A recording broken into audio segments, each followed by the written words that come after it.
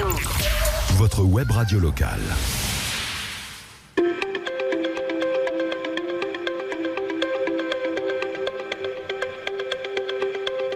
Chers auditeurs de Radio Vissou, bonsoir. Ici Sylvain, votre animateur. Je suis donc ce soir au studio de Radio Vissou pour vous parler d'un événement qui va avoir lieu dans les prochains jours.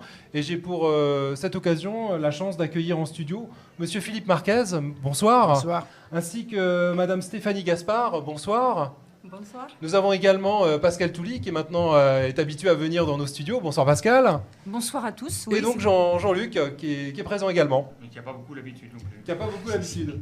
Donc nous allons parler ce soir d'un événement qui aura lieu dans quelques jours, hein, le dimanche 2 octobre, à 16h à l'espace Saint-Exupéry, à qui je laisse la parole. Alors je vais en parler un petit peu d'abord. Oui. Donc en fait ça s'appelle une saison, c'est la saison France-Portugal. Et c'est un événement entre les deux pays qui a été mis au point par Emmanuel Macron quand il est allé en visite officielle à Lisbonne en 2018. D'accord. Et le Covid passant par là, ça s'est un petit peu, ça a stagné.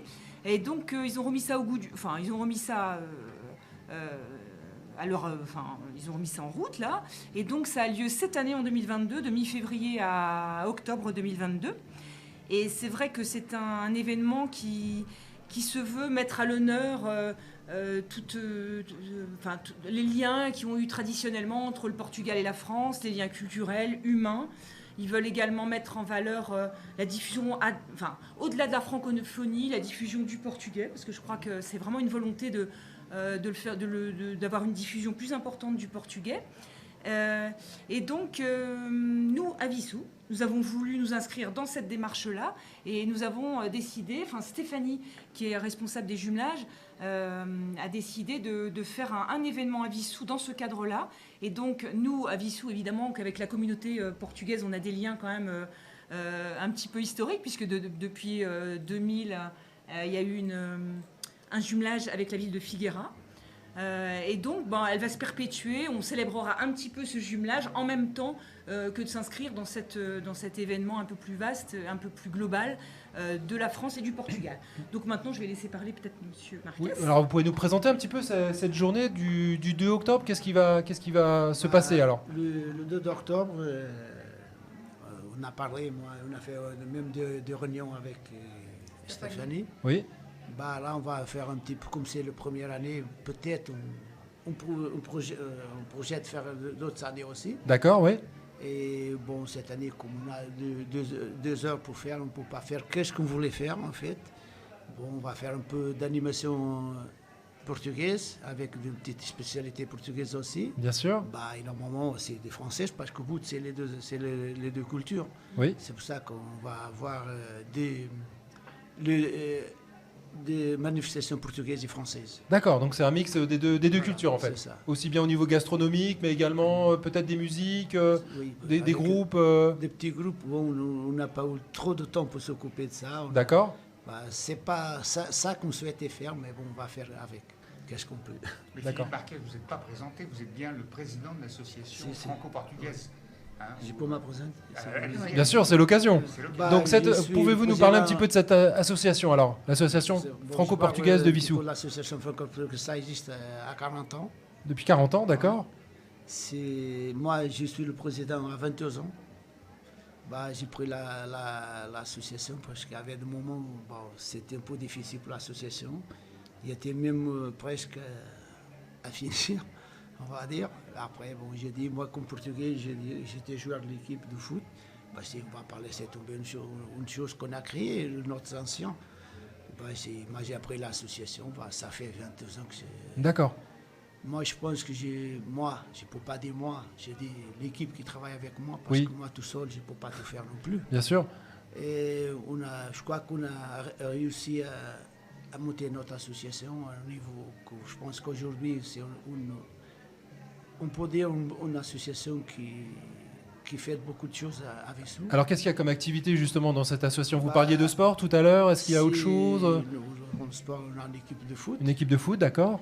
Que cette année, en fait, on était en finale de la Coupe de Paris. D'accord, effectivement, oui. On a perdu. Bravo. Mais on était en finale. D'accord. Et l'association organise pas mal de manifestations comme les châtaignes. La fête de la Châtaigne. La fête de la Châtaigne. Il sera réalisé le 12 novembre cette année. D'accord, le 12 novembre. On fait la galette, que c'est en janvier. Ok. Il y a aussi on fait un repas qu'on appelle nous le repas familial, c'est au mois d'avril. Au mois d'avril, oui. Aussi on fait, tous les ans on fait on balle avec des spectacles, on fait venir un artiste de pays. Oui. Et on fait le tournoi de foot. D'accord. En juin. Et ça, c'est qu'est-ce que l'association y fait. Par contre, on fait aussi pour la mairie. On fait le jeu aérobique, qu'on va le faire cette année. Oui. Il y a aussi la, comment ça s'appelle, la fête médiévale. La fête médiévale, oui, vous êtes également présent. Oui, il y a aussi, attends, je vais oublier. Et la fête de la patate aussi, j'ai vu un stand. Non, c'était pas vous alors, parce que j'ai vu un stand portugais à la fête de la patate. Donc, on participe aussi dans le Téléthon. D'accord.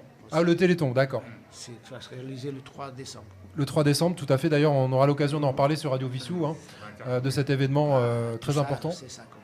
D'accord. Et votre association comprend à peu près combien d'adhérents? Là, bon, avant le Covid, on était au moins 200 adhérents. 200 adhérents, oui. D'accord. Sachant Pas que tous, il y avait de Vissou et un peu partout. Oui, d'accord, oui, pas que Vissou, 200 bien sûr. adhérents sur une population de 7000 qui comporte environ plusieurs centaines, voire un millier de Portugais qui résident à Vissou. Donc c'est une communauté très importante. Oui, on a pas mal de Vissou, mais... Et depuis longtemps. Oui. Alors, j'ai le droit.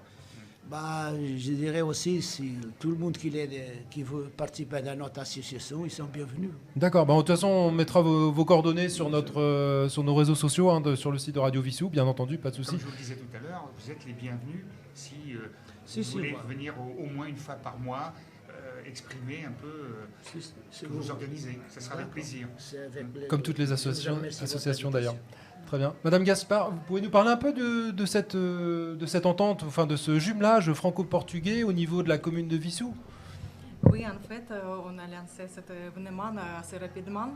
On a pris les décisions, je proposais à Pascal, Pascal a accepté. Après, on avait un accord de la part de Florian Galland, donc on lance cet événement pour la première fois. Oui. Et à quoi ça ressemble? C'est liaison de deux cultures, France et Portugal. Oui. Cette année, c'est l'année spéciale, donc c'est les relations amicales entre France et Portugal. Donc il y aura un peu d'histoire, un peu de musique, un peu de tradition, un peu de danse, un peu de dégustation des plats traditionnels. Donc on va mélanger les cultures et vraiment autour de cet événement, on va essayer de réunir notre population de notre ville, après la communauté portugaise et bien évidemment les habitants de la ville en général. Voilà. Ce jumelage existe depuis plusieurs années déjà avec 2020. Depuis 2000, pardon, pas 2020, 2000. Ça fait 2000, ah oui, 2000, oui. Oui, d'accord. Il y avait déjà quelques échanges entre Vissou et Figueira. Et donc, bien sûr qu'on va continuer à relancer les relations et rendre notre relation entre deux villes beaucoup plus visible. D'accord. Il y a un courrier qui a été envoyé au maire de Figueira. Oui, qui est exactement. Au courant, Oui. Si, le courant, je m'ai mis au courant parce que moi je suis là-bas. De Figueira même. D'accord. Et donc on peut souligner quand même, il y a des associations, en plus de l'association franco-portugaise, il y a Évidence qui va venir faire une prestation.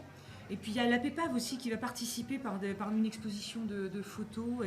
Et donc ça c'est quand même très important que plusieurs associations, pour une première fois, se lient à nous pour faire cette manifestation-là. Je pense que c'est vraiment important. Puis ça, c'est la première année. Je pense qu'après, on va étoffer un peu la... On commence par commencement et après, on va...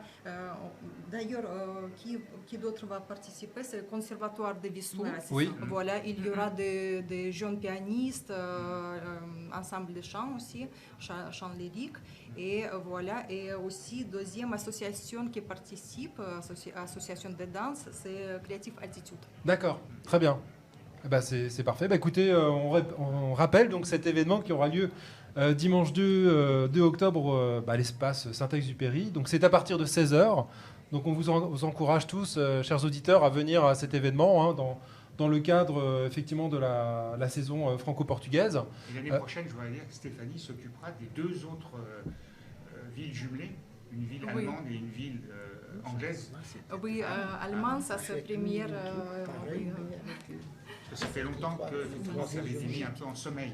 Donc Stéphanie veut développer ces jumelages qui sont importants. Les relations entre deux pays. Oui. Très bien. Bah, écoutez, merci beaucoup. Merci de votre passage en tout cas dans nos studios. Et puis on souhaite plein de réussite pour ce premier événement alors. Merci à vous. Merci à vous. Bonne soirée. Bonne soirée, au revoir.